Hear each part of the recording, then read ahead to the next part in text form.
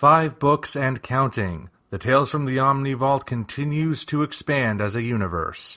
Go ahead and check the links down in the description to get your copies today. Hello ladies and gentlemen, I am the Omni Viewer. And I don't know if you know this, but as of January 1st, 2024, Mickey Mouse is in the public domain. Well, kind of. It goes like this.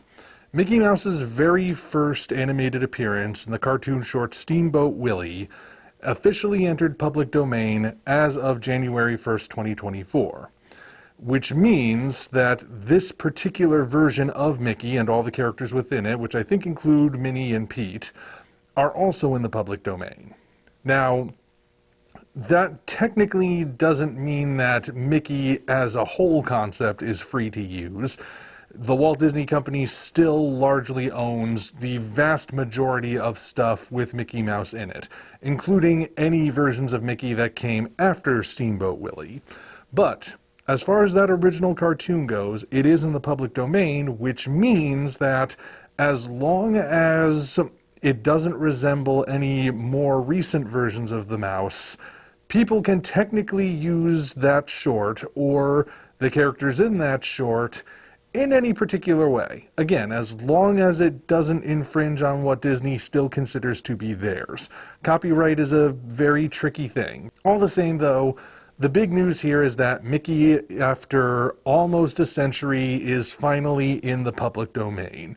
The Disney company can no longer keep a completely tight grip on him. And I was predicting that all sorts of people were going to be taking advantage of this. But in all likelihood, as I was speaking with people in private conversations, and some public ones on Twitter, I did partly in jest say that the most likely thing we were going to see first was some kind of slasher movie, like what happened with Winnie the Pooh when that went public domain. We got Blood and Honey. You know, I didn't think it would happen so quickly. We weren't even a full day into the year 2024, and yet, during that first day, before the sun had even set, we not only got a trailer for that slasher movie, which is entitled Mickey's Mousetrap, we also got a trailer for a horror video game that features Mickey-esque creatures in a sort of infestation kind of game. And as if that weren't enough, on January 2nd, another Mickey slasher movie was announced. One that does seem different from the Mousetrap movie, and yet still features the primary concept of a sadistic killer Mickey. Yeah, when I said my comment was partly in jest, emphasis on partly. I'm not the least bit surprised that this is what happened. And I am of two minds about it, because I can see this from different perspectives. One perspective I'm sure people will nod along with. The other is one people might not like to hear, especially if they're at all involved with any of these projects. But I'm going to state them both because it's my channel and that's what I do here. Okay, so obviously we must first answer the question, why is the first instinct of people who get their hands on these public domain cartoon characters to turn them into killers? It just seems like it's the exact antithesis of what that character is known for. But that in itself is, in fact, the point. Like I said, Mickey and Winnie the Pooh and everything are public domain so long as they don't resemble the stuff that's still technically owned by Disney. It's kind of like the King Kong thing that happened much earlier, wherein King Kong is public domain so long as it doesn't resemble anything from versions of Kong that already exist, like ones held by Universal or the Dino De Laurentiis movie or something like that. So you have to do something different with Mickey. You can't just remake Steamboat Willie, or you can't just make your own Mickey Mouse short that could very well have been something that was made by the Walt Disney Company. You've got to do something different. It has to be transformative, I guess you could say. Now, transformative is the key word here. It's kind of like the same idea that protects parody, where when you're parodying something, you've taken something serious and you've turned it into something funny. You've made it the exact opposite of what it was originally, and that is considered transformative. So, it's protected. Similar idea here, only instead of turning something from serious to funny, you're taking something that was childlike and harmless and fun and turning it into something dark and gruesome and disturbing. So, in a sense, I do understand it. There's no possible way that anyone could mistake something like Mickey's Mousetrap for a Disney movie, even if Mickey is in it. And the reason for that is because we know that regardless of anything else the company might do with Mickey, they're never gonna turn him into a bloodthirsty, knife-wielding maniac. It's just not gonna happen. Disney doesn't take risks like that. The closest they ever got to going edgy with Mickey was that Runaway Brain short that they then proceeded to completely bury. You might have even forgotten it existed, if you saw it, that is. But of course, even Runaway Brain was only so edgy, only so weird and bizarre. It did stop at a certain point and was still recognizably something that Disney would do. But something like a slasher movie, yeah, Disney's never going to do something like that, especially not with their mascot. So, in a way, I can see why that would be the one go-to, the first place that people think to go. They get their hands on this thing from their childhood and they instantly think, let's make it scary and bloody.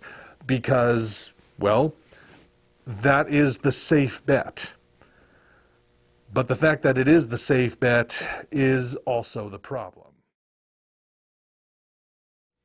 Let's face it, folks. It was easy to predict that the first thing people would do with Mickey Mouse once he entered the public domain was turn him into a horror movie creature because it was predictable. You know what? That's a tautology. Maybe I can clarify that a bit better.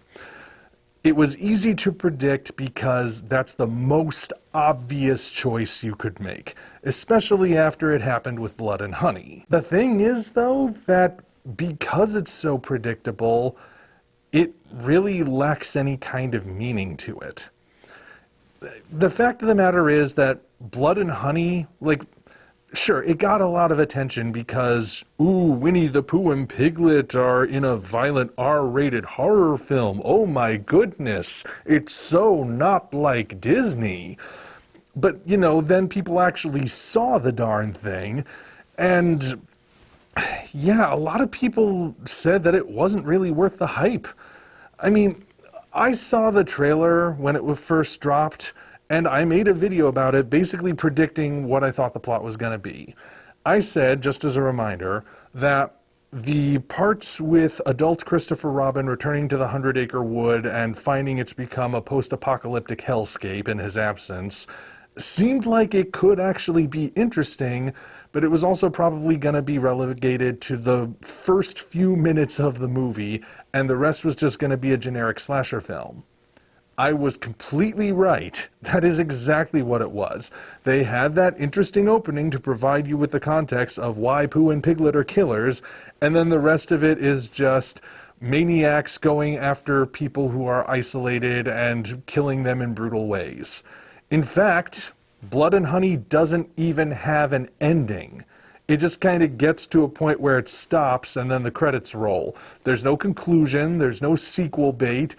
It's just ends. It just gives up. And now, of course, we see the exact same thing being done with Mickey Mouse twice over, 3 times if you count the game, and where's the imagination, people? See, the thing is, a slasher movie is easy to make. All you technically need is a cheap Halloween mask and red food coloring in the liquid of your choice, and you're pretty much set to go. When it comes to these particular projects, they basically just took stock story ideas, the basic outline of what a slasher movie is like, and they substituted the killer for an iconic cartoon character, added maybe 1 or 2 scenes to contextualize why that cartoon character is there, and called it a day. And the reason they did that was because they could do it quickly. They didn't have to take time crafting something. They could just take a generic idea, put this public domain character into it, and go. They could be the first ones to say that they used this character and used him in this particular way. And I guess I can't really take that achievement away from them, but it kind of feels like it's just a shameless cash grab, if you ask me. They're taking this idea that anyone can now use, anyone can do something creative with it, and instead they're just using it in a way that is meant to exploit the image and name for money without really putting any effort into making it good or memorable in any way. And I ask you, how is that any different from what the modern Disney regime is doing with all the live-action remakes they've been churning out? I don't see a difference here. It's the same thing, it's just Disney has deeper pockets. Speaking of which, I don't think having a lower budget excuses these indie filmmakers from this lower effort, because people have done amazing things with little to no budget. And not having a budget doesn't excuse stuff like not having an ending in your freaking script. There's just a sense of laziness to it all. They're kind of relying on the idea of classic cartoon character you all recognize, but he's scary now, to do all the heavy lifting. And based on the reception that Winnie the Pooh Blood and Honey got, it didn't even work the first time.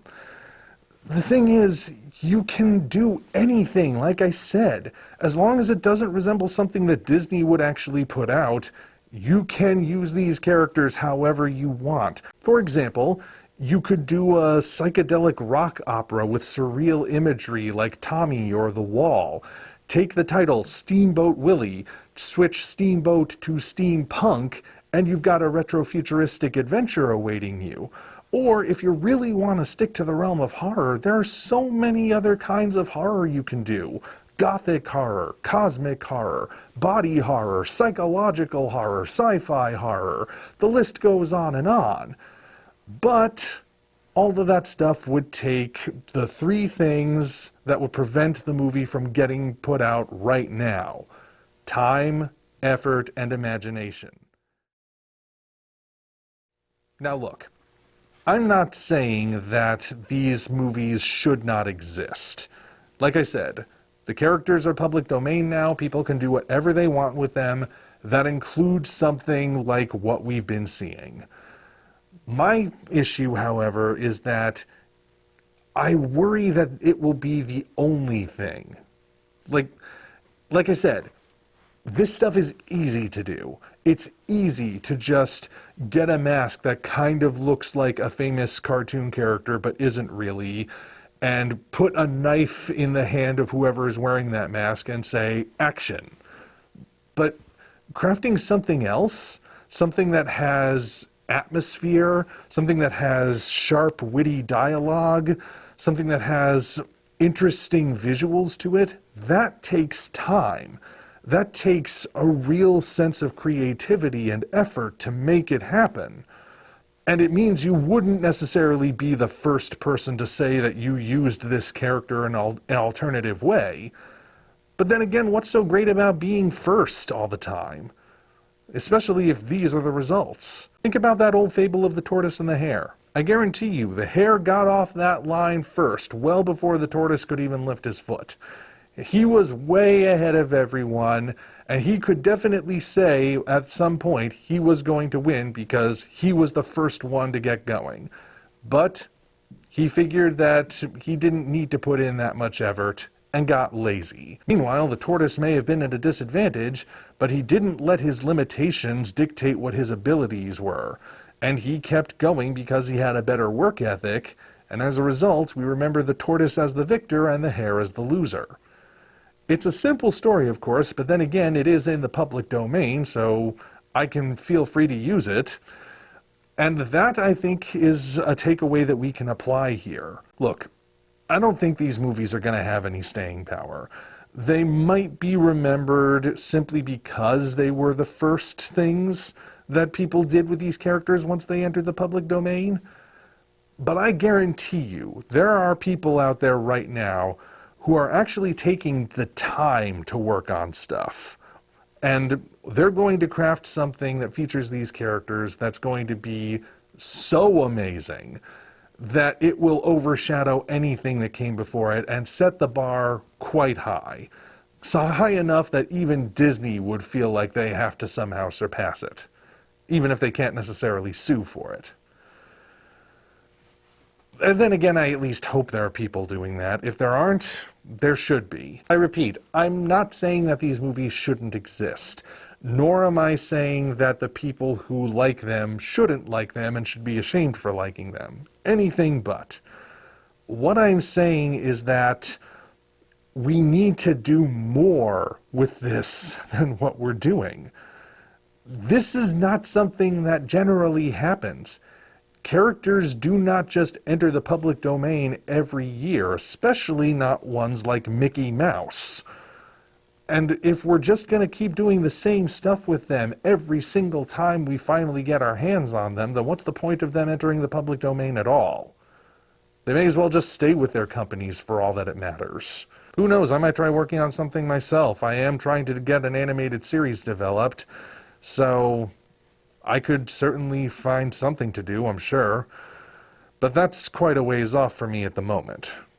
Which means, of course, that I'll be taking time to really craft something if I actually do it. The only thing really left to say is that I just want to encourage people to use some imagination and put some effort into this stuff.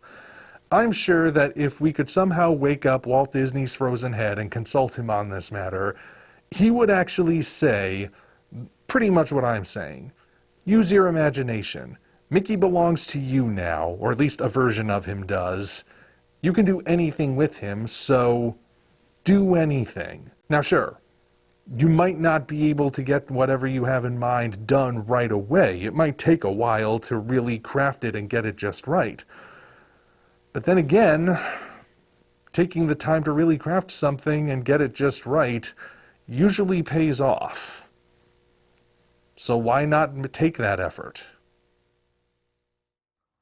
Thank you all for watching. Now be sure to head down to the description to check us out on other platforms, as well as find links to the 5 current books in the Tales from the Omni Vault universe. Again, thank you all, and we'll see you next time.